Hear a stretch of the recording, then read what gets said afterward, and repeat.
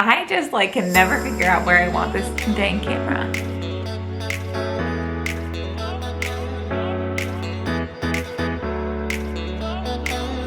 What's up guys, welcome back to my channel. If you're new here, my name is Lena, I'm a practical nutritionist, and today we are talking about my 30-day no scale challenge update. So if you haven't watched my first no scale challenge video, go pop over there and watch that. That was at the beginning of the challenge, and now we are at the end. 30 days has come and gone, and I'm here to tell you how it went. Just a little recap. I started this challenge because I was like on this like 5-pound little like cut or whatever, just like habit reeling in. My scale anxiety went through the roof, which is something I've never experienced before. I was using the scale my entire life, so I've never ever experienced scale anxiety like that before. So I was like, you know what? I am taking a break. I'm just gonna focus on my habits and behaviors, and that's it. And I started to realize a lot of triggers that were kind of making me feel like I was overthinking this stuff or things like that. And the mirrors around the house, and like I moved and there's a lot of mirrors here, and like those were kinds of things. The scale was like, I walked past the scale several times a day, which was where it was located. So I started to notice some of these triggers that made it kind of annoying, just a little bit annoying. So I took a 30-day scale break for the first time in my entire life.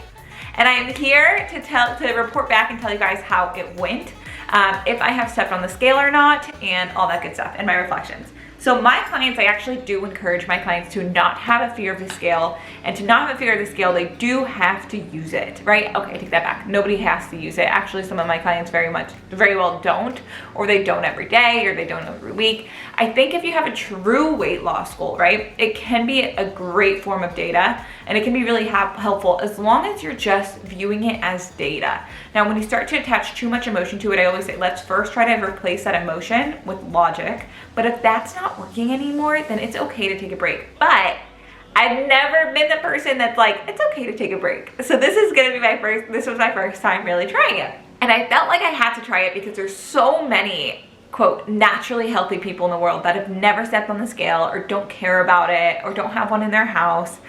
And I really feel like we should, people who struggled with their relationship with food and their weight, we really should learn from the people who at least try, right? Little bits and pieces. Learn from the people who have never had to deal with like that kind of stuff. What are they doing to make it so easy, to make it not a problem in their life? And obviously everybody has different problems in their life, and what we struggle with isn't what they struggle with, but that doesn't mean that their life is any easier or better than ours. It just means we have different hards, right? Everybody has a different hard. But you learn from the people who have it figured out. Like, in my opinion, that's a good way to go. So I look at the people who have maintained their weight loss or have never had to struggle with it before, and they aren't so fixated on the scale, right? So I was like, let me just take a page out of their book and let me try. And I also felt like, as a nutritionist and as somebody with clients, it's my responsibility to see both ends and experience them for myself. 30 days came, and I looked at that calendar and I was like, shoot, it's already been 30 days. I was like, yeah, I don't know if I want to step on the scale. I've been really happy without it.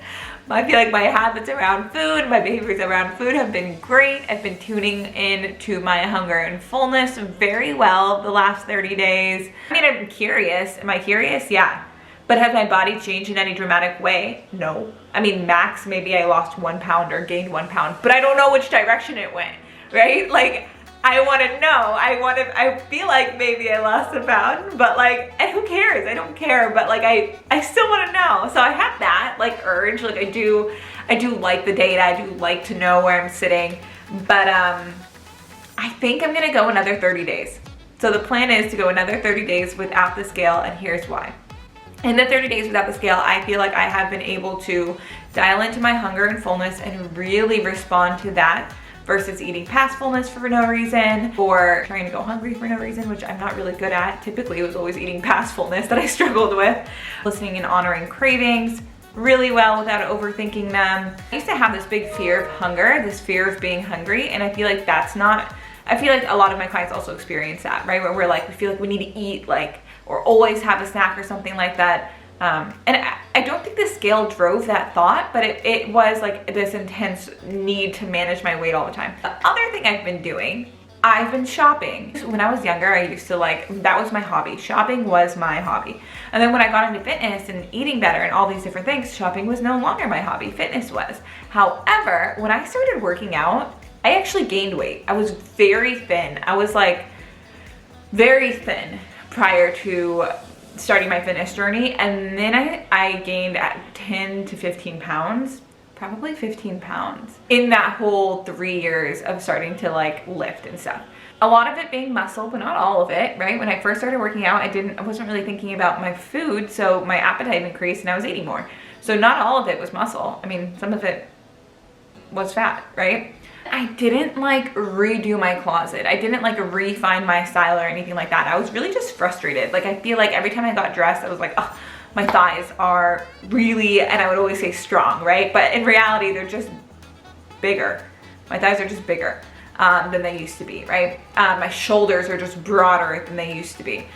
So things like that made it difficult. I mentioned in the first video that I joined Rachel, and I'll never remember her last name, but she's a college nutritionist on Instagram. Her program is called Best Body. I joined her program for a little bit because I loved her mindset switches and things like that. She does have a calorie counting component that I didn't hate, but I didn't love. And I didn't really practice for very long either, but because calorie counting is just not in my, it's something I know is a tool, and it can be a tool, and I use it with clients as an educational tool, but not as anything more than that. But she had Nina Wilder on, and Nina Wilder is a personal stylist. She had her on really giving tips and tricks on how to dress for your body, what to accentuate, how to accentuate the favorite parts of your body, how to not. And that was just very eye-opening, okay? And very helpful. I went shopping, not a lot, didn't buy a lot. She also teaches you how to not buy a ton of stuff and to really just create a capsule closet. So I did that, and that changed my life. I'm not done redoing this closet, okay? Stick around on Instagram for the Closet Chronicles. I'm not done. But it's changing my life, guys. Okay? So some of my favorite tips that she's given so far is if there's an area of your body that you like, then that's the little bit of skin that you want to show, okay? That you want to bring attention to. So for me, I have collarbones sometimes, not all the time, sometimes. So I like to show this part, right? My arms aren't so cut and chiseled, so that's something that I might put a more flowy piece on top of, even though these sleeves are tight, but that's irrelevant. I haven't redone the whole closet yet, okay? Wrap tops are gonna be very flattering.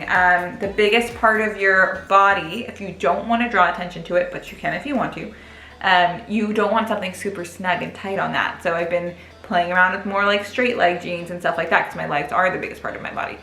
How to bring attention to your face, if that's what you want to bring attention to. So with earrings or a necklace, I'm not wearing a necklace today, but I have been playing around with that a lot. So yeah, that has been super helpful because I feel really good. I feel like my clothes fit really good. I'm liking it.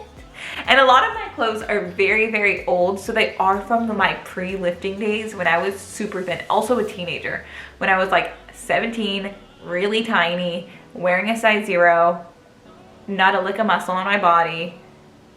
So a lot of my clothes are from that. And I'm just what the heck was I thinking when I bought this? But I don't want to be scared of the scale for my whole life. I will not be scared of the scale for my whole life. So in the last video, I also said I took it out of the house. Now it's back in. I'm planning on leaving it in the closet until I do want to step on it, but it's not going to be calling my name every day. And then the 30 days after this, I think I will step on it, because I don't want to be scared of it for the rest of my life. Oh my gosh. And I went to the doctors, which I never make doctor's appointments because I'm lazy and flaky, but I went to the doctor and I asked them not to weigh me or for me not to see the number, which I also never do. So I was I'll put a little clip actually from that day because I recorded it because I was thinking ahead for the first time in my life. All right, so I have a doctor's appointment right now, and it is the first doctor's appointment I have not only in a while, but definitely since this no scale challenge. And the no scale challenge isn't over yet. I still have a couple weeks left to go. So if they make me step on the scale, I think I'm gonna ask not to see it. And that's gonna be the first time I ever ask not to see the weigh-in, which is gonna be awkward. I don't normally do that, but we'll see how it goes. All in all, that was easy. And she was super understanding.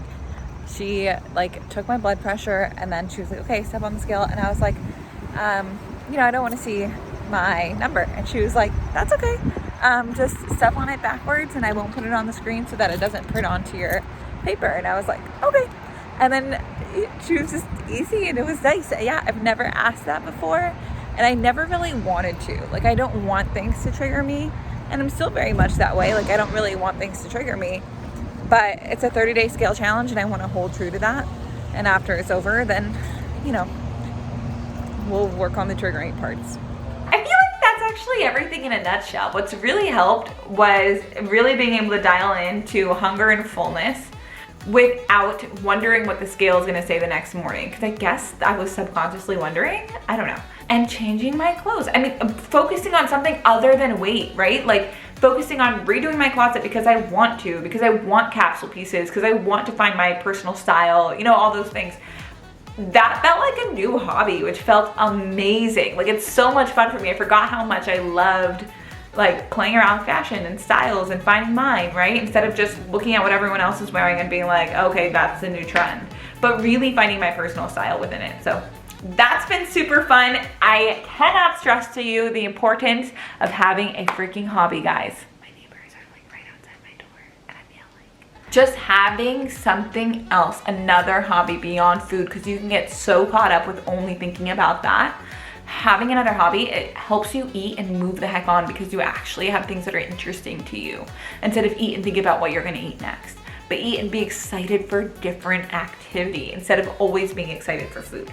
That's all for today's YouTube video. I'm not gonna go on and ramble because those are the big points that have changed, I think, my life. It's really only been 40 days, 35 days, so I'm not gonna go out here and make these major claims, but I think it's changed my life, okay?